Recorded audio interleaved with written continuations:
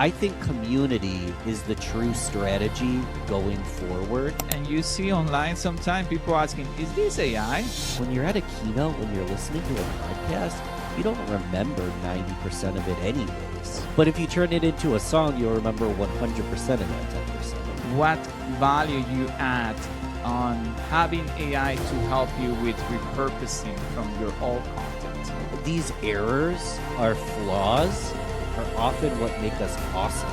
There's a word I love called flossing. AI doesn't just save time, it saves your best ideas from being forgotten. Welcome to the Human Protocol, the podcast about staying human while building the future. I am your host, Michael Solomon. Today's episode is about something every creator and leader is struggling with right now. How to create consistently without burning out, and how to turn your existing work into new impact. And my guest today is Ben Albert. Ben, welcome to the Human Protocol. Let's go. This is going to be fun. Been looking forward to it. Yeah. Thanks for taking the time to be with us today. And to kick things off, I want to see if you can give us a little bit of introduction of who this human being is, who Ben is. Yeah, I'm not an AI. We're having a real conversation today. It's going to be a ton of fun. So far, we are not. Okay. You never know. No, this is me. I'm Ben.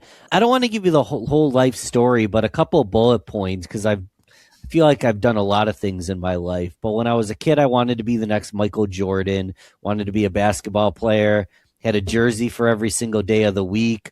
Michael Jordan, Vince Carter, Reggie Miller, Shaquille O'Neal. But I was the shortest boy in school, literally the second shortest person behind a little girl named Olivia Lee. So I didn't grow up to be Michael Jordan, actually got picked on when I was younger age, kind of pushed around and bullied. And I didn't quite fit in, even though I loved, sports and basketball. And I just started to fit in around high school when I found the music industry, because I was a creative, I was very introverted, a little weird, and there was other creative, introverted, weird people in the music industry. So without knowing what marketing was or taking a class or listening to a podcast, I became a promoter because there was a local band, Giant Panda Gorilla Dub Squad, that no one knew of nationally. But locally, me and a handful of people would hand out flyers. And before you know it, the whole school has like a t-shirt of this band. I share this part of my story because I kind of was an accidental marketer. And then I became an accidental entrepreneur when I was in corporate and I actually got let go during the pandemic. We were doing sales video all across the States. And there was no more travel. There was no more video. There was no more fulfillment, chargebacks. I got let go and became an accidental entrepreneur in 2020. So that's some bullet points. I pinch myself because it's been almost 6 full years since I started my business, started my podcast, and now AI is causing the trajectory of everything to travel even faster. So I love what you're doing here. And, I'm down to talk about anything. AI, tribe building, connection, creating content, whatever we feel like's best today. Awesome. Thanks for going over that with us. And so it's been 6 years already, huh? Yeah. When we put things in perspective, sometimes when we're so busy doing a lot of things at once that we just don't pay attention to time. But when you have this type of conversation, 6 years is a long time, man. It is. It's wild. And I'm excited to hear how that journey has been for you, especially in these new times, right? And when we first connected, we were talking about, listen, there's so much people just making content out there, and AI, it's helping a lot with and making it easier in a way, but it's also floating social media and everybody with noise as well. Yeah. And while people are also worried and new content, I think where the value is extracting from what you already have. And I'm curious, you as a content creator, what kind of value you add on having AI to help you with repurposing from your old content and bringing new ideas from things that you have already created in the past. And I'm curious to hear your thoughts on that. Yeah, so there's a couple topics here, and we'll get to what I'm creating in just a moment. But to kind of set the stage, I got disenchanted with social media. There's so much content being posted all day, every day. LinkedIn, I always had great results, but Instagram and Facebook and some of these other platforms, I never really did TikTok. I wasn't getting results, and I was putting all this time writing and posting content. And I started to feel like I was wasting my time. It wasn't bringing me joy. It was just, post and see what happens. So I was becoming disenchanted. And this doesn't always happen overnight for people, but over the course of 5 to 6 years, I was building a community over that time. So just as you have a podcast and you can build a community with your podcast, I had a podcast. I still do Real Business Connections in a community called Grow Getters Only. So I had kind of seen the line in the sand that everyone's using AI to create lots of content and flood social media. I think community is the true strategy going forward, because it's speaking to the right people about the right topics, adding value, conversation, and building trust. Because I think we have a loneliness epidemic and we have a trust epidemic. And the best way to build trust is to, over time, just build a relationship and build a community. So I took all the content that I had started posting on LinkedIn early in 2020. And at one point I was posting daily for multiple years. I've done hundreds of podcasts, and I have my own personal notes and my diary entries and just stuff that I write about every single day. So I said, I don't have to create any new content. I mean, I still love doing the podcast, and this is creating content, but I'm not going to sit down and write any new content unless there's a direct reason to, for at least a year. I'm not enjoying it. I got disenchanted. I deleted my Instagram posts. I don't want to create new stuff. But I have a community and I have an email list because it's important to me and I know the value. So what I've been doing, and we can get into the weeds if you want to, is just take all my old content and use ChatGPT to distill it. I have a daily email that goes out called Ben's Bites. Yeah. And it's bite-sized nuggets. Literally, they're like 2 to 4 sentences. It's like a 15-second read, a minute read if you sit down and reflect. But it's the quickest. You're making as easy as possible for the TikTok era, huh? As easy as possible. And everyone's busy and no one wants, maybe I shouldn't say no one, because maybe just other audiences do. Yeah. I don't want, and I've experienced that most people don't want, a massive newsletter that's multiple sections with lots of paragraphs, lots of links. It's overwhelming as a human being. We've all been marketed to all day long. So I give one nugget, usually that ends with a question, and it's a respond to me CTA. Like, let's say I talk about habits. It's, what's one habit that you're going to optimize this week? Click a reply and let me know. And then I start having conversations with my real human beings in my real inbox.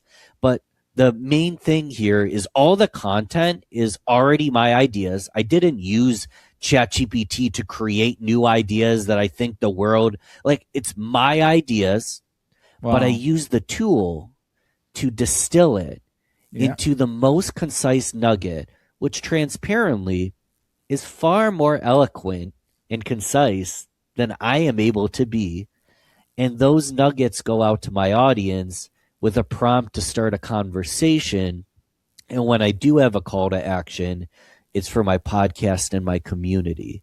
So it's very human first, but I wouldn't be able to do this without the tool. Yeah. The tool allows me to do this at scale, where I can send 5 emails a week, Monday through Friday, 250 some plus emails a year, and ongoing for the rest of my life as long as I have subscribers. And it's not hard to do, because one other quick example, I can just take a transcript from this conversation, Mhm. ask it for the one main point, Yep. and turn that into a six sentence email, and off to the races. That's one of the most fascinating use cases on how AI is helping. Yeah. And you went through it at some point. You probably felt, as you were saying, you felt kind of burnout, right? Because say, why I'm going to continue to create all this content now with all the noise that is out there?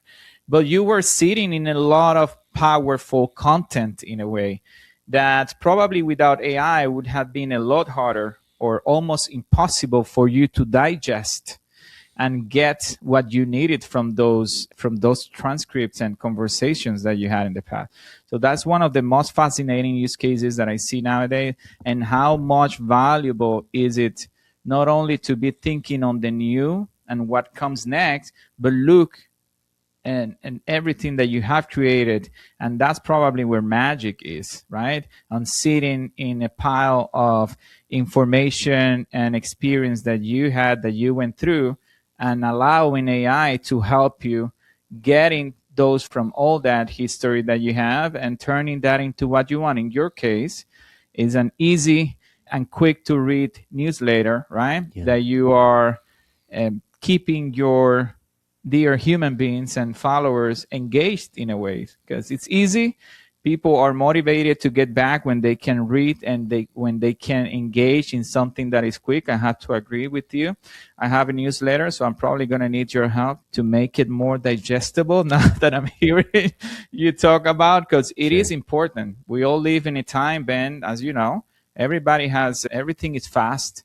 Life is hard. People are working. People don't have a lot of time to kind of digest everything as they used in the past. So it's important that we take all that in mind. Yeah. It's so true. And if anyone's wondering, oh, I kind of want to do this, you just go back to all the content you've created. Which ones got the best engagement of your podcast episodes? Which ones had the most views? What have you had success with in the past? And then you can use the AIs to repurpose that. I said one way, digestible bytes, but you could repurpose it many ways. And you already have data that this worked pre AI or early AI, or this was a social post that went viral. Let's find multiple ways to create a new thing from this post. And then we don't have to come up with the next best thing every single time. We already found something good. Let's repurpose it. Yeah, that's awesome.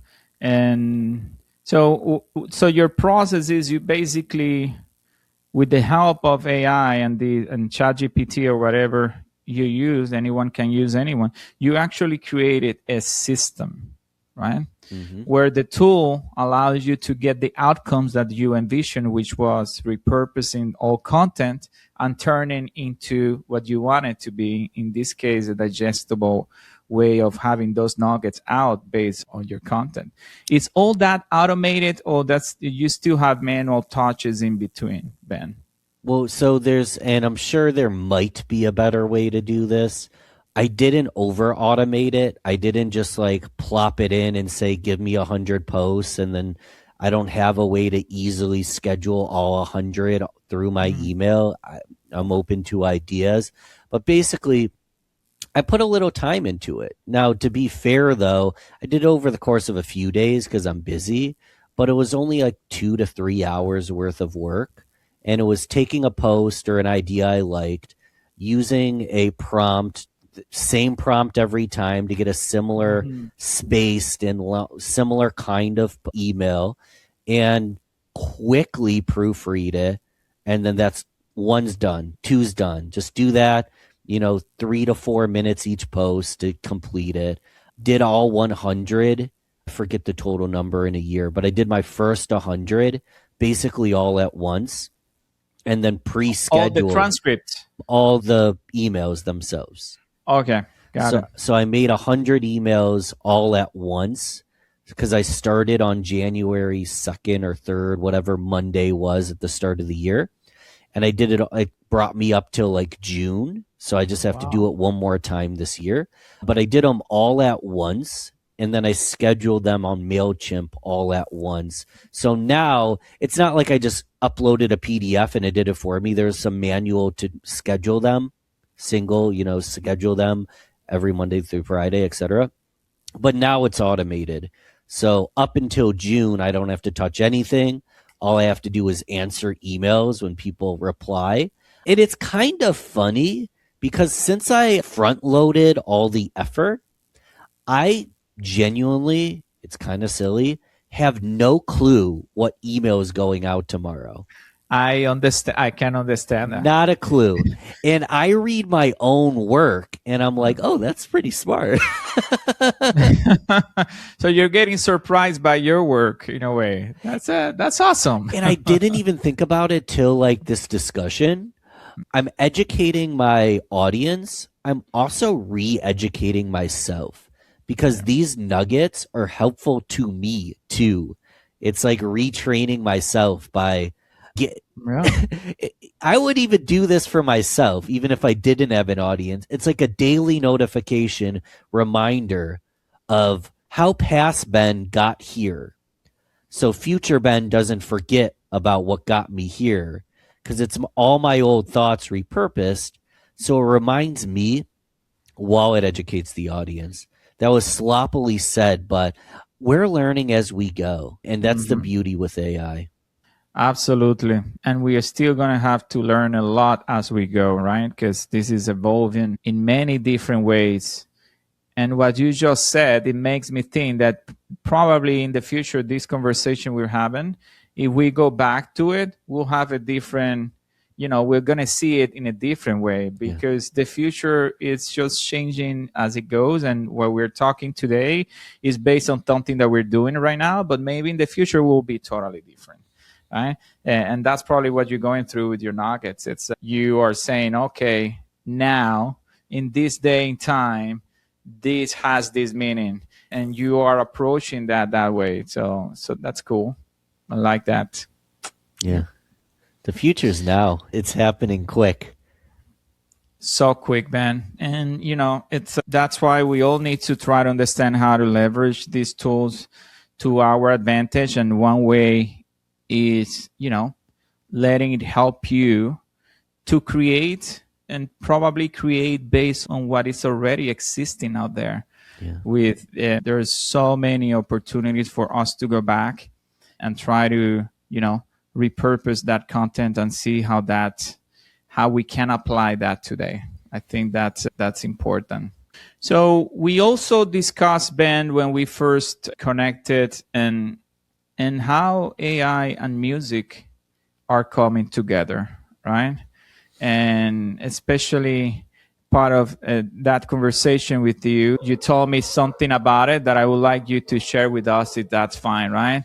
On how music and how we can use AI and music for learning purposes and trying to tell us where we are today. Yeah, and it's a complicated discussion with a lot of philosophical beliefs and ethical dilemmas. And I'm not actually an expert on that end of things.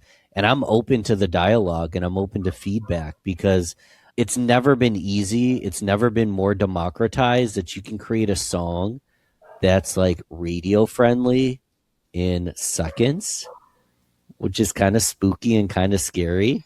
Because I'll be in the shower, like singing a song that the AI made earlier in the day. And I'm like, interesting. I already mentioned, like from high school, like I was a music fan. All my friends are in music. I love live music. But I also can make a custom wedding song in moments, which is beautiful. I actually heard this story. I was just at PodCamp, a conference. And a gentleman, what he did is he actually used Suno AI to create a wedding song, and then he hired a band to play that song. To pay someone to write the song, all the lyrics, the music, and perform it would probably be pretty expensive. But since he had already created the song using AI, he paid a live band to play it. So that's just a random anecdote that's super fun. But there's lots of tools. I like Suno AI for music generation.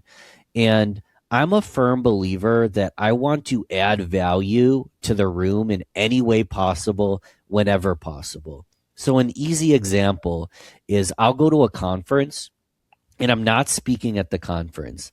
The fact I paid, the fact I sat in a seat, all that is value adds because it keeps the conference going.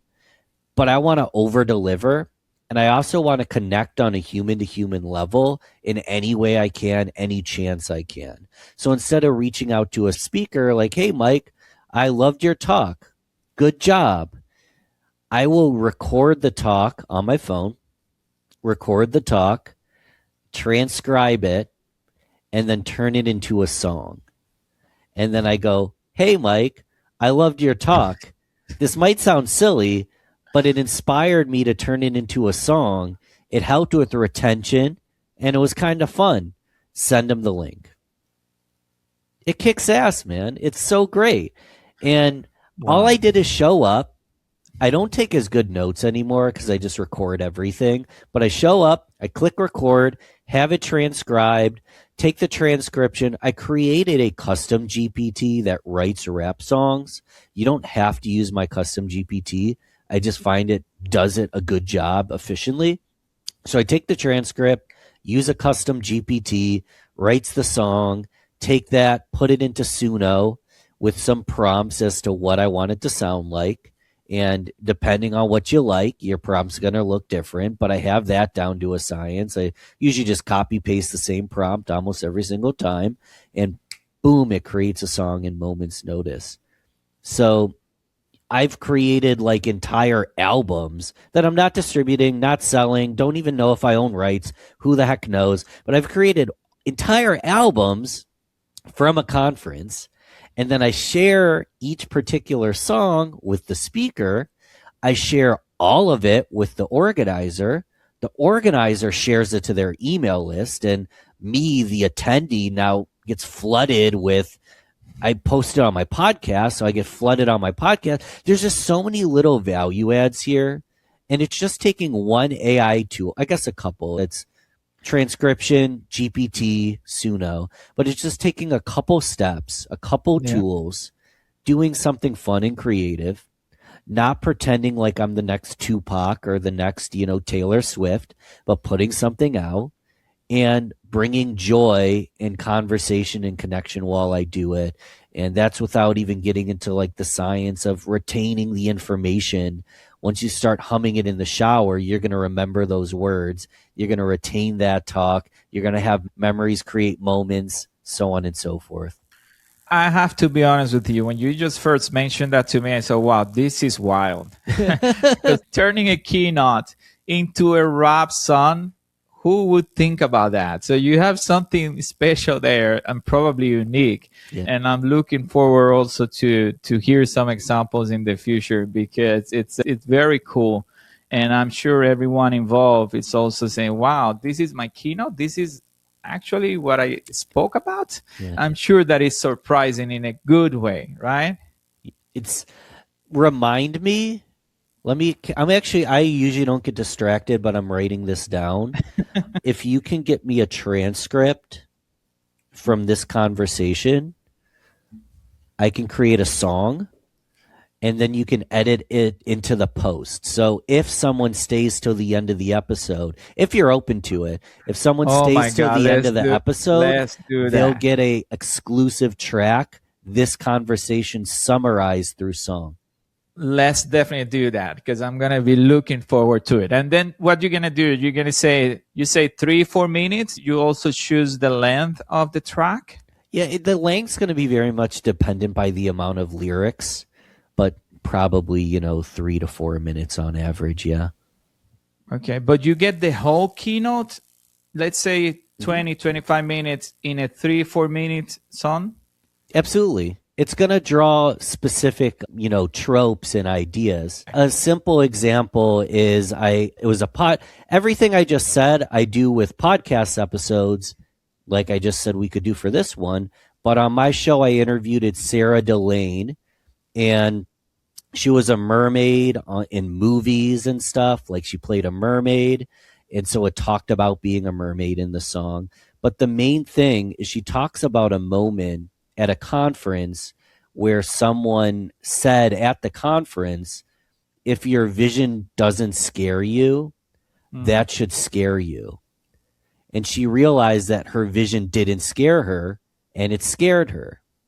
So the song literally opens with the words, my vision didn't scare me, and it scared me. And the chorus is all like, my vision didn't scare me, and it scared me. So it's like it's not going to properly the way you would notes, it's not going to explain the entire conversation, but it knows to focus on the key ideas.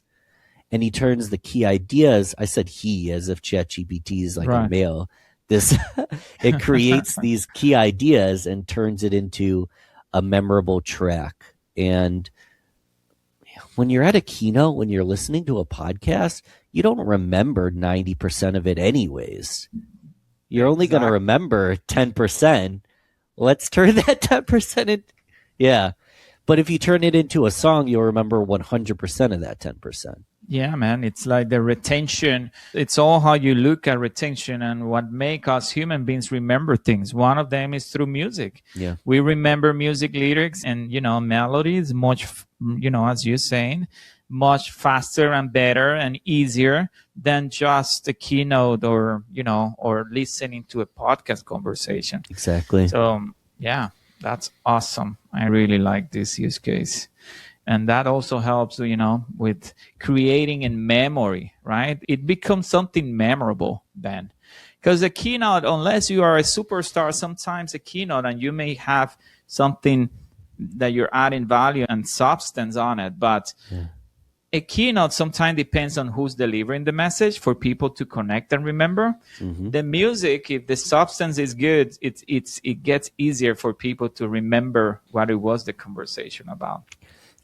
I haven't done this, but I want someone to do it, so I'm going to speak it out loud. Imagine you have a book, a nonfiction book, or honestly, it can be it could be fiction, but you have a book, a nonfiction book. At the end of each chapter is a scan code. They scan it. It takes them to a library. You get their email because they need to type in their email to get to the next part. And then it's that chapter summarized through song. And if you want an extra bonus points, you would have video with like captions, like it would be like a music video. So you read a chapter and then you get an AI music video through song of that chapter. We need to think of unique ways to grab attention and stand out, because with AI, anyone can write a book. So if I'm going to write a book, it's going to stand out, and there's going to be little add-ins and freebies and value adds that not everyone's going to scan or listen, but the people that do will love, love, love the fact you did that kind of thing. It's just the perfect segue for something that I wanted to talk to you about, cool. Which is creativity without losing yourself in between, right? Which is using and leveraging this AI solution, but what part of you is still going to be there at the end of the day? You said people are writing books with AI, but what is in the book that is still that human aspect of it, right? Yeah. And how we can keep it in a way that people still know they're part of us in our work. Yeah. I mean, there's so many.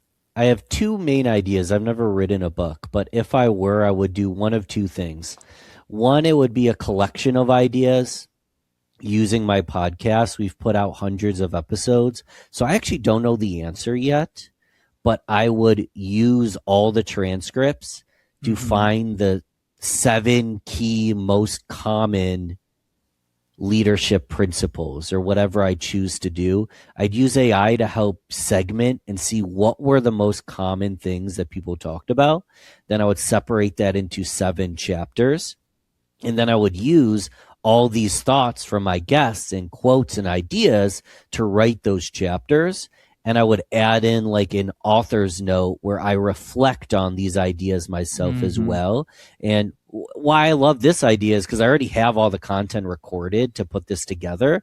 And then once you do, you have a book, and let's say you have the 7 leadership principles. Now you have a keynote, you have a training. As long as you still bring your reflection to it and it's not just regurgitating, you don't want to bring something new to the table. But I've loved that idea. And my other idea is to create a simple outline.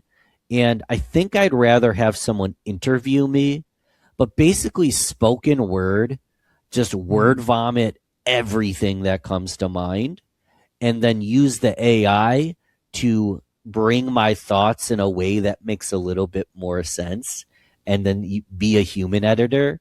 But I'm not a great writer in terms of long form. I've never been passionate about writing a 200-page book, but I could because I could speak it.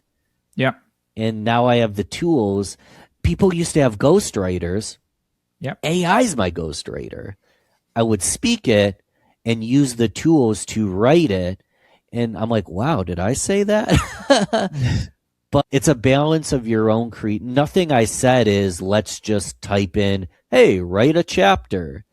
It's how can we take our experiences, our thoughts, and use the AI to make it just easier to distill. And it's like a ghostwriter or a project manager or an assistant to take this and put it on paper in a grammatically correct way.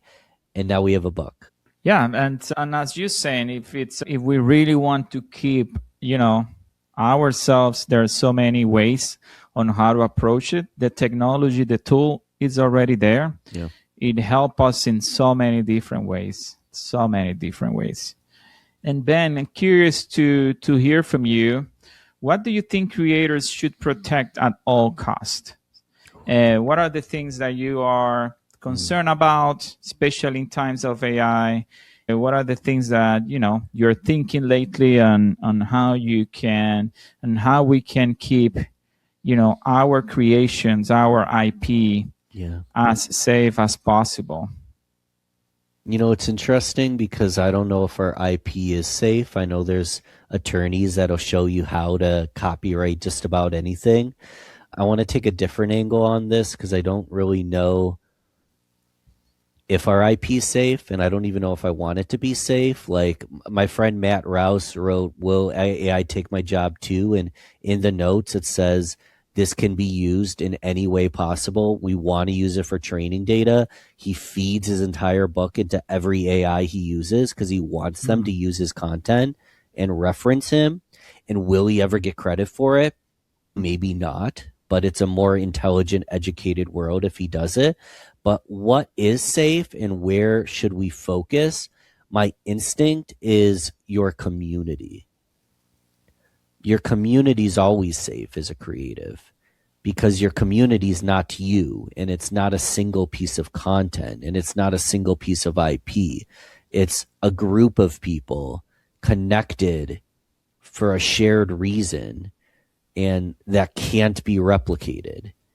It's every person's different. Every community's different. So it's very common in the marketing space. People teach, they literally teach and say, you need to create a parasocial relationship. Now, if anyone's curious what that means, a parasocial relationship is basically a one-sided relationship. Think Swifties to Taylor Swift. Everybody, billions of people, if not many of millions, know and love Taylor, know her dog name, her birthday, all of it. She has no clue who they are. That is a parasocial relationship. And at her scale, it's impossible because so many people, she can't know every fan individually. But the goal should be to know as many people as possible individually, and don't create a parasocial relationship. Create a social relationship. Right. How? It's if you have a community, if you have an audience, if you have a team, you're in corporate, you have meetings, you get together, you have events, you have ways. I mean, I have a school platform. It's just one example. You have ways for community members to have conversations with each other. You have ways that you can one to many get on calls and do Q&As or host events because our creative, our IP, ideas are a dime a dozen. You can chat GPT or YouTube and get the answer to anything. But if you build a community, that can't be broken. And that's what I believe the world needs more than anything in the age of AI, because I can just pick up my phone, ask a question with 0 clicks, get an answer to my question at the top of the screen. But that's never going to replace peer-to-peer support, community, and sometimes just having fun with friends. I think we're a loneliness pandemic. If we're not in it, we're nearing it. And community is the last and most unreplaceable strategy we have. Yeah, I think so. It's going to become more and more increasingly the need for human beings to connect to other human beings. We are just, getting started in seeing this accelerating a lot more than what it is. And automations will kick in faster. Companies are going to continue to restructure themselves with more AI agents in between and more automations. And at the end of the day, what's going to be left for us humans is that still our ability to connect with each other. Yeah. And nothing will ever replace that. There's no AI or robot that can ever, who knows what's going to happen in the future, but at least I don't see it now. We are a special creature in a way, right? We have feelings, we have emotions, we have conscience, we have so many things that attach to each other, right? When we connect to each other, that's all that part of the human premium that we bring to as a species. That I think community at the end of the day is what's really going to make us still feel humans at the end of the day, being surrounded by other human beings. I literally just noticed, so I forgot to turn my on air sign on, and I'm supposed to turn it on for the podcast video. And the reason I mention it is, one, because I'm a little ADHD, and two, I don't think the AI would have made that mistake. That's a human mistake. Everything's so perfect. And someone's probably watching my video and being like, he has an on-air sign, but it's not on. Is he on air? That would not happen if it's AI on the other side, my friend. Exactly. And these errors, our flaws, are often what make us awesome. Yeah. There's a word I love called flawsome, but that's humans make errors. AIs make errors too, but it's more like hallucinating mumbo jumbo. The funny, silly errors are what we need because we all have scars. We all have flaws, Yeah, absolutely. It's funny you mentioned that because it makes me think as well, part of being human is making mistakes, right? And going through life, making mistakes and learning from it in a world that is just so AI driven and robots that everything it's automated. One mistake is going to be there. They will know everything, but we will miss that for sure. And those silly mistakes that you were saying, we're going to laugh when we look back and listen back to this conversation. We're going to look back and we're going to say, okay, yes, that's true. We missed that. We missed that part of humanity. What happened to them? Ben, we are approaching the last section of this conversation, and it's kind of a few questions that I have for you. It's basically one question from different groups. Just curious to hear your thoughts on them. It's a piece of advice that you would give to regular human beings going through this new future with AI and trying to learn. What would you tell those that may not be tech people, just regular human beings? Yeah. What would be your piece of advice for them? Well, first and foremost, there's nothing wrong with being a regular human being. I'm an ordinary dude. I like boring things like sports and music, like hiking. I always say the reason they take your fingerprint when you get in trouble is because you have a unique fingerprint. So you might be a, in quotes, regular human being, but you're also a one of one. Only one of you will ever exist. And the fact you're even born is an anomaly. The probability of you being born is very low. So you're not regular just in the fact you're a one of one. So what makes you different? What makes you unique? What makes you creative? Where can you serve most? Whether it's your family, your community, the workplace. You're regular, maybe, but you're kind of not regular. So consider that and be creative, be ambitious, show up as your best self because people are going to tell you A, B, and C, but maybe the best route is D. So my advice is you're actually not regular and show up the best you can. Awesome. Love it. Your piece of advice to those companies and tech leaders that are designing these AI tools, what are the things that you want them to focus on? What are the things that you're concerned about? Yeah. So consider what I just said applied to your workplace. Everyone on your team has a unique gift. So figure out how to place people in the right spot. Figure out how to amplify their skill set. And when you're looking at product development, consider your audience and like what is really going to help them.